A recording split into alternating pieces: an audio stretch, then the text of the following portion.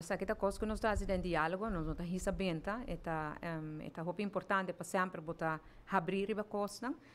Importante no caso aqui está, como eu explico agora, nós não estamos posponer o BTW e não vincular nada no seu lugar. O que nós temos pensado bem no seu lugar com ele, eu disse, BBO 1,5%, calculação da hora de dia aqui, esse aí vai 13, o mesmo efeito financeiro que o BTW lo a 13. Que para o que trata nos pressupostos de 2023, e nota vai estar menos do que nós posponer o BTW. Essa é uma condição cardinal de Holanda. E nos explica que nós precisamos de tempo.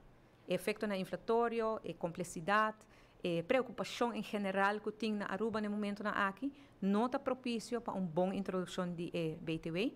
E esse aí, então, ayer com o aguardo comunicar em nível de TWO, corro, que seja, e tal tem compreensão para o ponto em nada. Mas nós lo seguimos em diálogo. Importante está, bottom line está, que Aruba Ministério tem um sistema de imposto que cobra e fair share de todo cidadão e pagador de belasting na Aruba. BTW solo não está a solução tampouco. O Departamento de Imposto tem uma equipe trabalhando em diferentes áreas para adaptar a organização do Departamento de Imposto e essa lo continuar também para assim nos queda cana mais alinhado com o quadro de Elans Paquet.